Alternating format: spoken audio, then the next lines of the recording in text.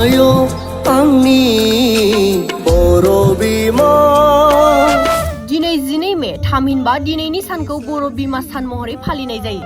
नोंनो हारिनि सोरजिमा दिनै बर' माहारियारि फरायसा आफादा क'क्राझार देबोरगावनि मार्टार्स सिमेट्रियाव बर' बिमा सान खुंफुंदों। आयो आंनि बर' बिमा नंगौ, बर' माहारियारि फरायसा आफादनि आफादगिरि ब्रिटेन इस्लारिनि दैदेननायाव बर' माहारियारि फरायसा आफादा देबोरगावनि मार्टार्स सिमेट्रियाव बर' बिमा सानखौ फालिदों।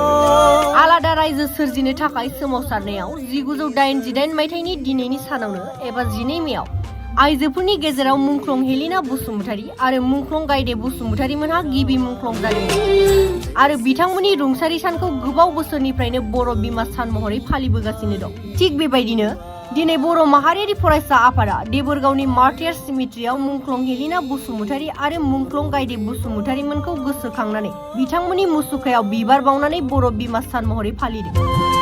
बर' माहारियारि फरायसा आफादा दिनैनि नैबे सानखौ मोननायजों लोगोसे देबोरगावनि मार्टार्स सेमेट्रियाव फैनानै जों दिनैनि बर' बिमा सानखौ गोसोखांनो थाखाय जों दिनै आरोबाव नुजाथिफैबाय। आलादा रायजो सोरजिनो बड'लेण्ड रायजोखौ सोरजिनो थाखायहाय थांनाय 1988 मायथाइनि मे खालाराव गिबि खेबनि थाखाय बा गिबि जाय रुंसारि जानाय आइजोफोरनि गेजेराव मुंख्लं गायदे बसुमतारी आरो मुंख्लं हेलेना बसुमतारी बिथांमोना आलादा रायजो सोरजिनो थाखाय सोमावसारनायाव गिबि खेबनि थाखाय मुंख्लं जादोंमोन आइजोफोरनि गेजेराव। दा बिथांमोननि दिनैनि सानानो जाहैबाय बिथांमोननि रुंसारि सान आरो बे रुंसारि सानजों लोगोसे दिनैहाय जोङो बर' बिमानि सानखौ फालिनो जोङो मोननो हाबाय।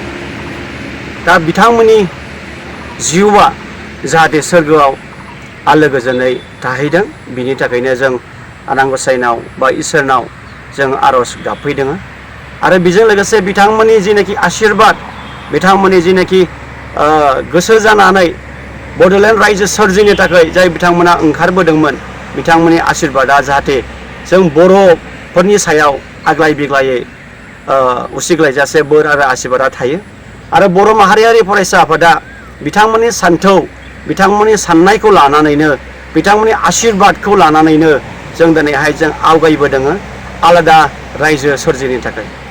दा जोङो आरोबाव जोङो हामबायहोनो सानदों जाय बिथांमोना दिनैनि दिनाव मुंख्लं जालांबाय जोंनि थाखायहाय मोनसे जारिमिनारि सान खालामनानै बिथांमोना दिनै गालांबाय। दा बिथांमोननि आत्माखौ जों आरोबाव रोजा रोजा जों हामबायहोनायजों लोगोसे जों आनान गसाइनाव जोङो बिथांमोननि आत्माखौ बिथांमोननि जिउखौ जोंनो बिस'नानै जों होदों।